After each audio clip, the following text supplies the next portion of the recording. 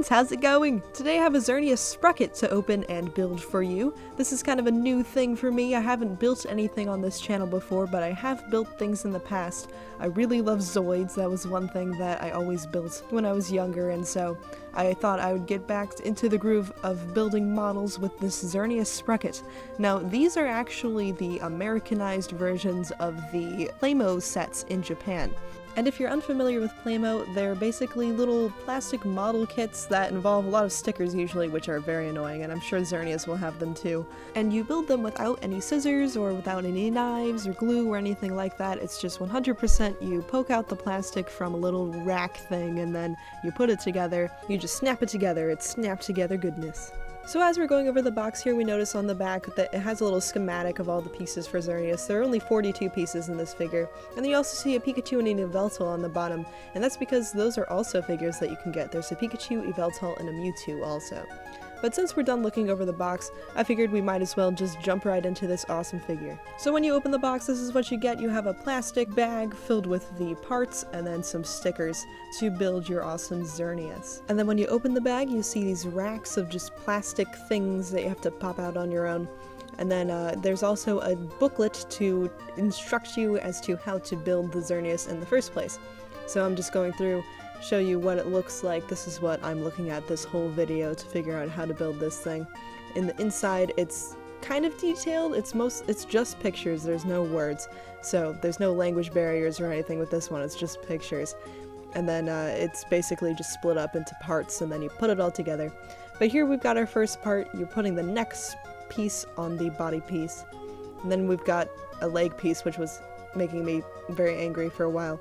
Then I figured it out, and then you just put it into the socket, and that's what helps make the legs move in conjunction with this piece that also rotates, which is kind of what I'm playing with right here too. So, and then we've got the top part of the body. We're just sandwiching it on just like you would in most other models, and making sure it's nice and tight because plastic sometimes doesn't fit together as well as they'd like it to, so you gotta be a little bit careful with that. But then now we have this top part that makes the blue for the top of the body. So Xerneas has this like dorsal line going on, so that's why that is a thing.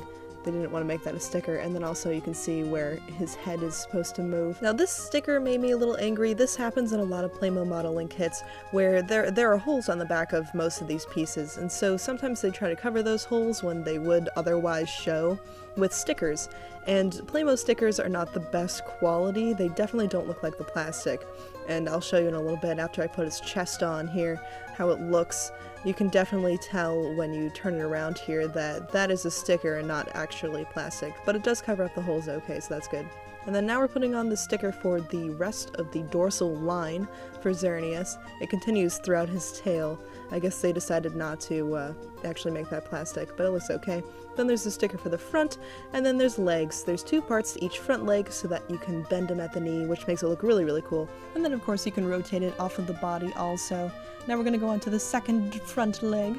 Same build, just want to show it off again. Then there's the back legs. There's two parts to each back leg, but they're only movable when you rotate it by the body because of the shape of the leg. That wouldn't happen in real life anyway, so that's good too. Then we've got the other leg. Now we have all four on here, and it's looking majestic and headless.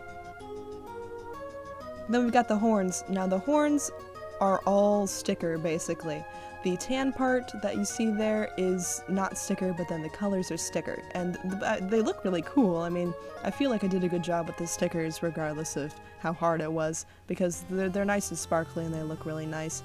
And so I'm just showing the progression because I didn't want to show every antler as I was building them because it took a long time to put these stickers on. But now here's the full effect. It looks very neat.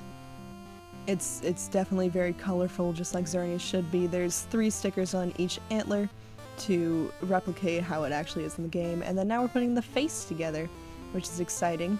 The face is kind of small, but it'll look good when it's on the body. And then there's stickers for eyes, of course, as tradition with most modeling kits. And then we're putting the face onto the horns and neck scenario here, looking very nice. And then here's an overall shot of that again. There's another part that goes in between all the antlers too. which you can see right here.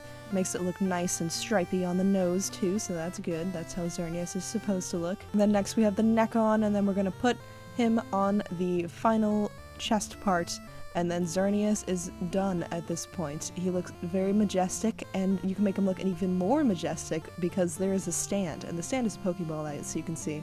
And you can pose his legs more freely here, because then now he won't fall down or, you know, break or anything like that. And so it's really cool. It's lots of fun to pose his legs, and makes a lot of neat poses that you can do. So I'll do some panning over him to show you how awesome he looks. It's definitely a really good build, especially when you actually follow directions. I would recommend that you do follow the directions, because the pieces are numbered just like most modeling kits. So you should definitely follow those directions, because then it'll look as awesome as this one does. And I think it's a very nice figure. You know, it's sturdy, it's definitely nicely detailed, especially when you put those stickers on right. And a lot of people like to paint these too, actually, so if you feel like painting them, that's definitely an option. This is plastic that would take paint all right.